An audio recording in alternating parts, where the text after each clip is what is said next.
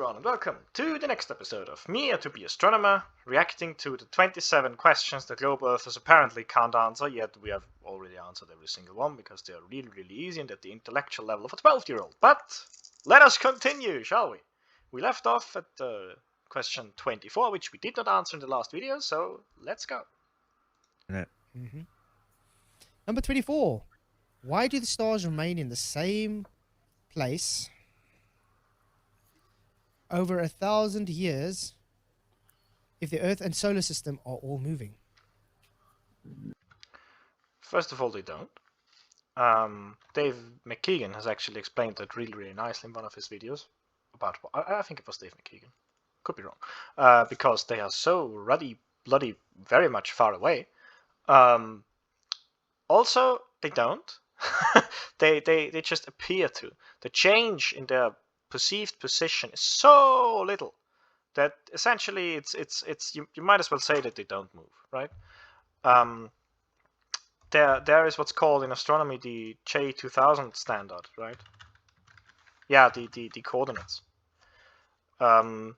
which are kind of standard coordinates, if you will. I've shown that, I believe, in a previous video. This is all of these stars' coordinates in that they were on January 1st, 2000. I'm so sorry. At noon. And you know why this is important? Because the stars move. Oh well, would you look at that? Earlier on, they had the J1900 standard, and some like in between the B 1950 standard, right? Because they move all the time. All the time. That's precisely why that is the case. I mean, those things are mainly for the motion of the equinox, but stars also change on like smaller scales. The position of stars continuously changes. For most stars, it's just so little that you can't really see it. I shown in a previous video the stellar about the stellar parallax one. Might as well might as well show it again. Where you have I thought they showed real. Yeah, they did. Where they showed real data. There you can see they clearly move, right? And so sometimes I'm just flabbergasted. You assert that they do not move because you don't see them move with your eyes, which, by the way, your eyes are a horrible measurement device. The best set of eyes possible have an accuracy of 3 arc minutes. Stars move in the order of a few arc seconds every couple of years. So you shouldn't be able to see that. And from that to conclude that they are not moving, period, is such an egoistic perspective. You're putting yourself over all of the scientists because you're clearly smarter than all of the scientists and just saying that they don't. But they don't. They do move. They absolutely move. Please. I don't know how to put it any other way. They move, and it's such an ignorant statement to say that they don't. I mean, as far as I know, if you're moving, it's difficult to keep the same position. Do you know when you're... I was traveling by train recently, and I boarded a TGV in France, in Paris, right? And we drove at the maximum a whopping 317 kilometers an hour. That is very fast. That's almost 100 meters a second. That's really quick. So... And even with that, the far away mountains, there was I wouldn't call it a mountain, there was a hill there, right? That hill seemed to be almost stationary over a short amount of time. Now apply that, and you know that happens, and apply that to something not being a couple of kilometers away, but apply that to something being light years away, possibly thousands or even millions of light years away. Why do you think that they should... Better question. Can you calculate for me? Let's say we have a star that is, let's say 100 light years. That's a nice round number. Let's say 100 light years away. Actually, since I'm an astronomer, we should use parsecs, but I'm fine with using light years for now. Giving me a bit of a headache, but yeah. let's say we have a star that's 100 light years away. Can you, Flatsoil, calculate for me how much it should move based on, let's say, the because it's clearly not in our solar system anymore, you can use the highest velocity that you can find that describes the movement of our solar system. And then can you tell me how much it should have moved? Like, angle-wise. That would be actually really nice if you could do that. To something in reference, correct? What the hell is this Assuming linear motion, of course. solar system? Yeah. According to Globe, the solar system is a whole bunch of clusters moving together. Like in the Milky A cluster is a description usually for stars or galaxies. So no, the solar system is not a whole bunch of clusters moving. Way. I can So see the sun's The solar system is the planetary system that, together with our sun, make up the most immediate astronomical surroundings of Earth.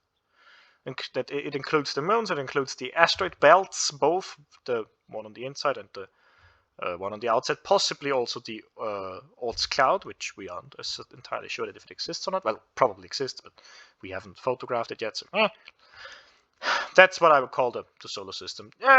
Depending on who you ask, you could extend the definition of our solar system to where the gravitational pull of the sun is like stronger than the gravitational pull of any of our neighboring stars. You could do that if you want. Yeah, also fine. It's just a word, essentially. system, right? the sun The system. heliocentric Sun system. solar system, worshipping of the sun. No one's worshipping the sun. I don't like the sun. I get sunburn extremely quickly. I genuinely, on some days, I wish we had no sun. We're all moving around the sun, while the sun is moving Yes. around the Great Retractor. Well, that's a bit simplified. The sun is on an orbit in our galaxy, and our galaxy is moving primarily towards Andromeda, but in unison, kind of, if you will, our local bubble is somewhat getting closer to the Great Attractor. That is correct, yes. While we're all moving around Which, when I first heard it, thought it was a great tractor, which made me laugh. with it at different vectors at different speeds. Yes. I know that you can't imagine that, and then your personal incredulity kicks in and saying, therefore it's impossible, but that's just not how it works. And mesmerizing, mind-blowing, altering movements. None of those are mesmerizing, they're just fast. Corkscrew They always sound fast. I very much dislike the notion in a lot of astronomy documentaries where they go like, oh, this is so fast and this is that fast, because it doesn't really mean anything, right? I am very disappointed by astronomy documentaries for the most part. screwing in every direction you can think of. Actually, think about it. They're telling you what it is. There's this system that we came up with. Yep. Right? Exactly. But think And you, of all people, of course, know that, you know, because you're the brightest and the best at everything. about it. I mean, yeah, we got the fhtagn monument. Let me show you guys something. I like that, you know, that there's a speech backdrop. that's funny. I like it though. That's very We have a thing here. nice actually. It always aligns up here, the sun, at a certain time of the year. Okay? Possible, yes. Why would it align up there year after year in exactly that same spot? Do you look how big that bloody hole is? Why should it not? Okay, look. There will be small deviances from the alignment, but those alignments, like those deviances, are going to be so tiny, so tiny. Almost as if, I don't know, we are in a regular orbit and the sun, and we are moving with the sun. Strange how that works. If we are moving, the stars are moving, the sky is moving, The stars have no influence on if the sun is going to be at the same perceived place. everything's moving all the time. We are just moving with the sun. Is that so difficult? I mean, it was the same with the Georgia Guidestones before it got blown to smithereens. That hole there, That hole was huge, huge. You know, when on a telescope, like on your, not it's difficult to lump them all together, right? But on more like focused telescopes, we have an angular size, like your field of view is a couple of arc seconds big. Arc seconds. Arc seconds. That's a 3,600th of a degree. What you are showing here has multiple degrees of freedom. How do you expect that it should change? Can you calculate for me how much you expect it to change? You can't. It's a trick question. The Polaris, you could see straight through that hole, correct? The Georgia Guidestones also had, I believe, a couple of degrees, like 2 or 3 degrees of like kind of give, if you will. That is so much, so much. You just don't get it. That's so much for a single star. Again, Dave McKeegan showed, like he calculated, how much Polaris should move in our system, like in our model. And it's so little. Of course you're going to see it every night. Within your lifetime. Not only within yours, but within a couple of, I don't know, at least a couple of dozen generations. Yeah. Weird how that works. It's not weird. You just don't get it. This would not work if we're moving constantly all over the place. It would, you're just not understanding it. If you are in a train, or like on the highway in a car, not with a train on the highway, please don't do that. If you're in a car on the highway, and there's another car like to the right or to the left of you, whichever side of the road you're driving on, and it's going the exact same speed as you, hey, I can tell you something. You are going to see it through your window as long as you two drive at kind of the same velocity, right?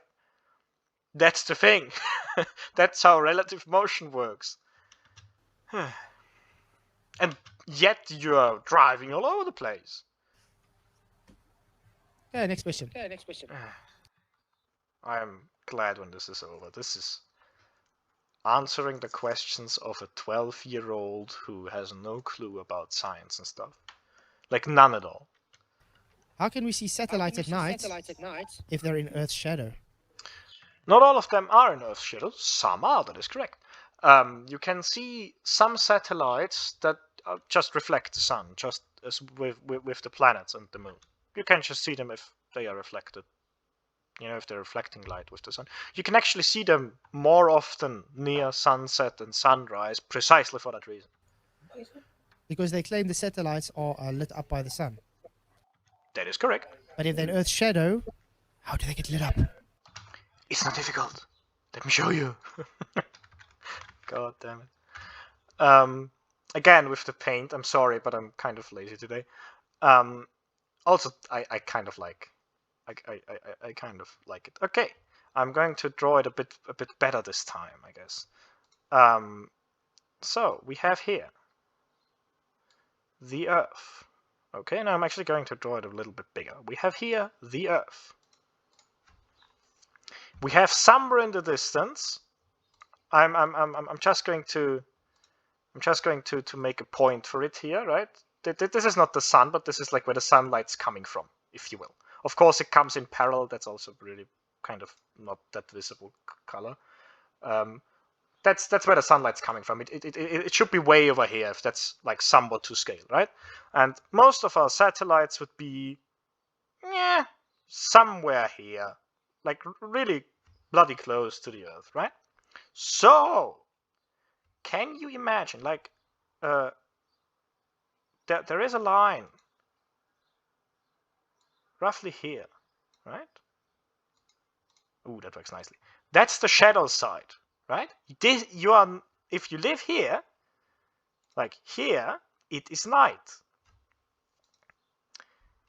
So the sun rays, which will come in, I should have drawn that more as a sunlight is coming from this direction because it comes in parallel. I can draw the sun enlarged, if you will. So you are in the night side of things, and yet the sun's light hits the satellite or the ISS or whatever have you, and reflects it back in a couple of directions, right? And if you're on the night side, you can still see it. Would you look at that? And it's not difficult. Very, very easy. Again, extremely poor three-dimensional like imagination, like visualization skills, and extremely poor understanding of a story. I'd have to draw this for the people in. Can I make a video where I ask 10 rudimentary astronomy questions and you answer them? Like, you steel man what I say, regardless of whether you believe it or not, and you answer it with how you think it is on a globe Earth, like in our model in general. Paint. Oh, now he's going to whip out paint as well. This is the so-called sphere Earth, okay? Yes. And we're gonna put. I love illustrations. I'm a visual learner. This would be the sun's light, okay? Okie dokie. This would be the shadow. Okie dokie dokie. We gonna let's I mean, it's not really half, but I get that that's a visualization. That's fine. just draw the sun just for fun. I mean, it should be a lot further away and a lot bigger, and the light should coming in parallel. But okay. sakes. Okay, the light's going. That's not parallel. Light is coming in. I also didn't draw it parallel. That is true. I should have drawn it like that or something like that. That's it's not going to be exact, right? But that's how it's going to come in. That last one is also not parallel. Through that way. Now, where are we seeing the satellites, guys? I'm gonna let's just put a little star thing for a satellite. We see a satellite, yeah? Yeah. Here, you would not be able to see it. Why are the satellites in the Earth? That doesn't make any sense. Let's stick with the two-dimensional thing for now, okay? That works. If it was like here, like towards this direction, pointing outside of the monitor, yes, you would also be able to see it. Here, probably not. What's the issue here? The issue is that you have pretty much only drawn satellites that would be completely in Earth's shadow. Why don't you go a bit more to the border zone over there, I wonder? This is where the sun stops, the sunlight. Yep. But we see the shadows of the satellites having That is sunlight. correct. Also, but it doesn't make sense on a flat Earth either, you know? Mm-hmm. Blocked by the Earth, correct? Yep. Yep. Yes, exactly. That's the issue.